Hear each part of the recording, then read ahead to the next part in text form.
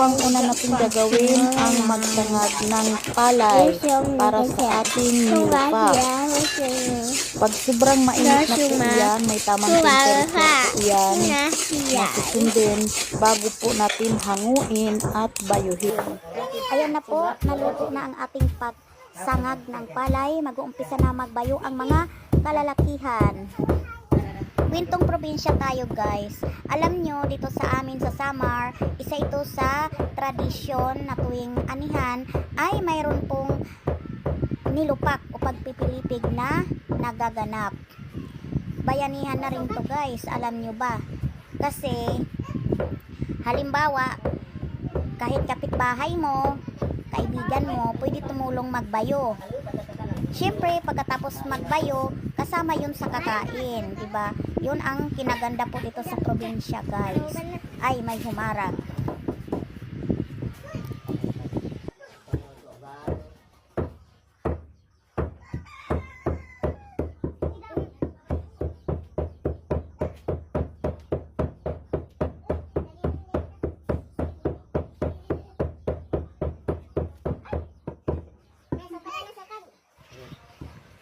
Kailangan po ay hahaluin. Parang nagluluto lang guys. Ayan. Yung nasa ilalim kailangan mapapunta sa ibabaw para maluto po lahat or mabayo lahat.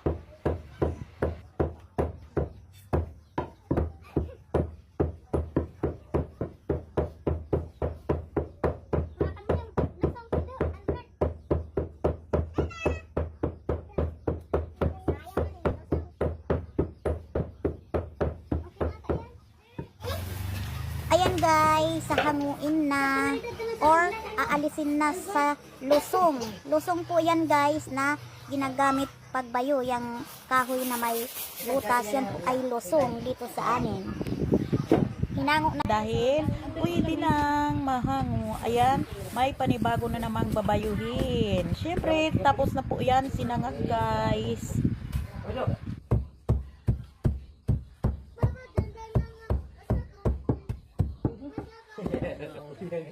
Magana dan dulu. Aray man mga.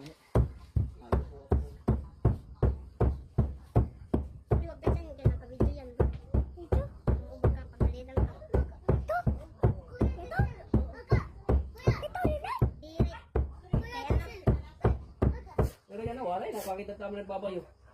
Aray ng mga bayo dati bila kami tulong sa bayo. Dito na butas. Wala mga kahoy. Kami dati.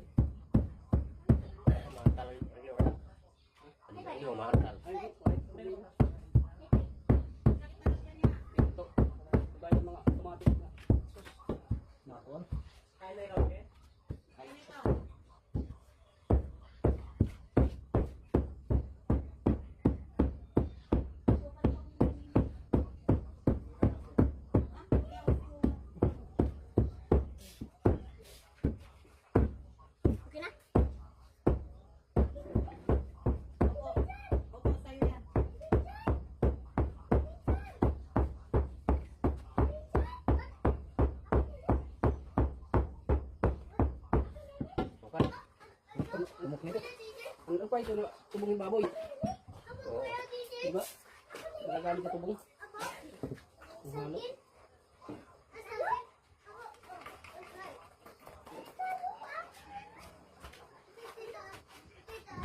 Ang dami na kawo dito ang bukas ng ablon. Kasi pipilitig. Wala lang gusto ganit na bugas. Kalinayan? Oo, dito lahanap na talaga ng bugas. Kaya lapad ng pipay. Oo, naglapad talaga. Hilaw kaya. Green pa. And guys, sinango na ulit dahil tapos na bayuhin. At balik tayo dito sa pagsasangag. Masipag ang kapatid ko magsangag. Ganito lang ang proseso. Pagkatapos magsangag, ilalagay sa lusong, babayuhin. Pag natapos magbayo, ay hahanguin.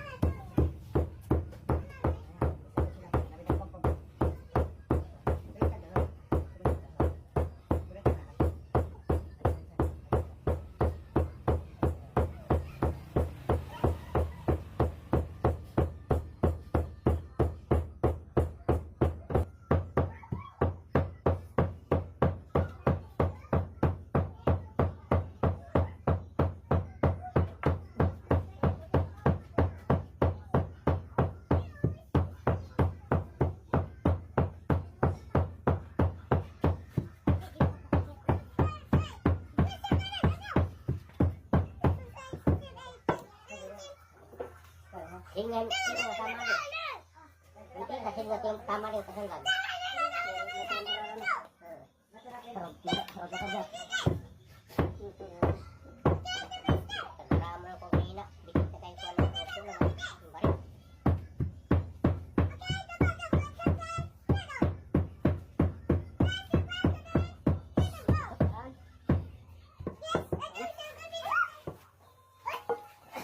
Sakit ka na.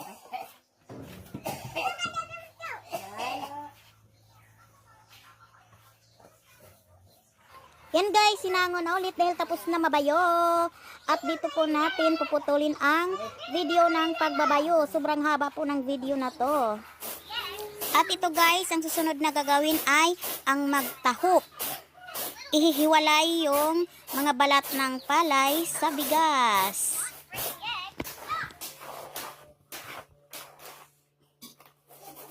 Ako naman nanay magtahok. Kalimutan. Makuntak ka na.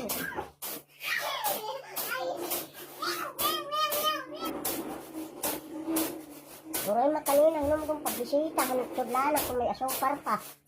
Yan na nagpapagbisita. Nagsabi ata na ang asukal. Kanina pa yun. Nag-isang oras na. Dito na nakandamin sa dangin abri pahira. Ito yung lumpak ata. Lagi rin yung kwarta dito. Ang ginpalit mo na hilaw. Mayroon pa ata doon sa lamisa. Dilawa. Ah. Sayang lang binili. How? Ito na guys yung after ng magtaho. Sige. Pilipig. Pinipig. Dito yung gin-video mo. Ang ganda. Dapat ito yung finished product. Bili ka na asukal. Nasa binihan mo ng ano? Gamot? Ang gamin si. Tiga tang. Lagi rin may itong kwarta. Anay. Lugya ko rin nula di mandamo niya. Uy, may kumain si Garelias? Ginlagyan ko man hiya. Nasa binilan mo na. Andyan sa... Excuse me.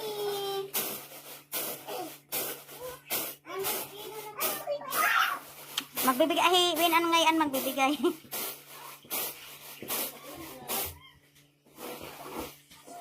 Ang susunod na gagawin guys, after nang nagtahop, ito ay isasalang ulit guys. Babayuhin siya para maging pino.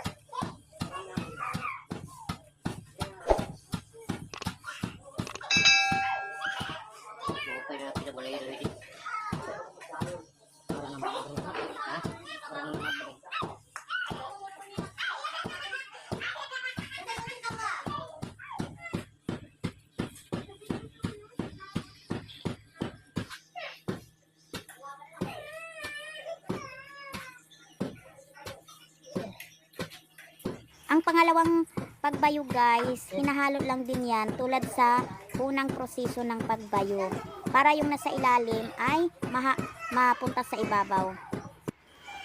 Ito na guys ang pagkatapos ng pangalawang pagbayo. Pino na siya. Kita nyo ba guys?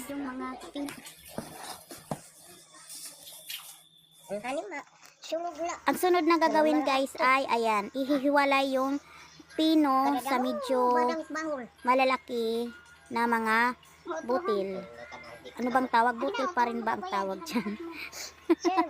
Parang yung sa harina guys, mayroong medyo magaspang. Yan. Dili mamahulog? Dili.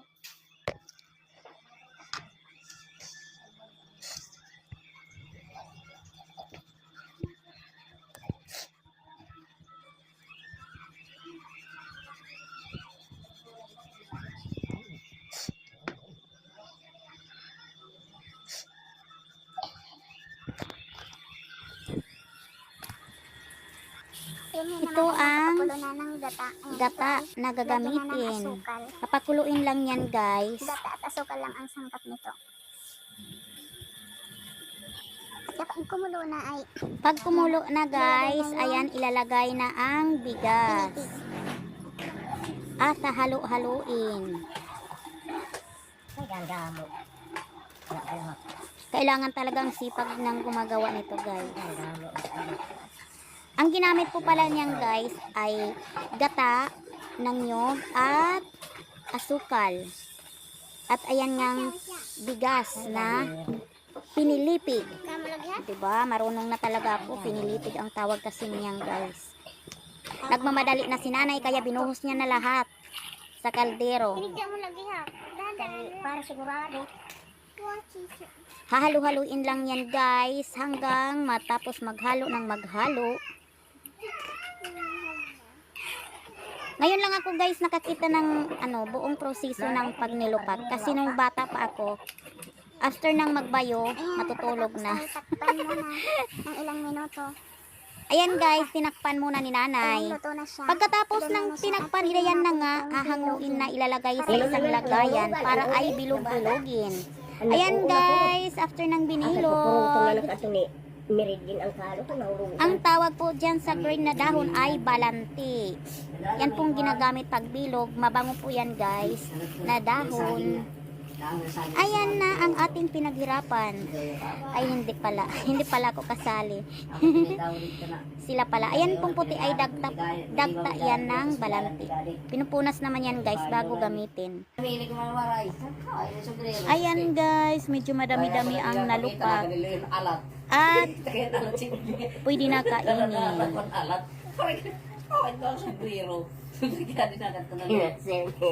Bertong nahulog ang kalo. Namilig na muna ro, ay kakaluwaray man. Subay mamunta di. Dito alat ay di talaga magitan. Sobrero kayo alat pag Makuri lang siya pero masarap naman kainin. Tatlong magkaiba-iba na pwede kainin. Yun nga lang mahirap talaga siya. Tara guys, kainan na. Salamat po sa Diyos sa buong maghapon na kami po ay ligtas at iningatan. Bye-bye!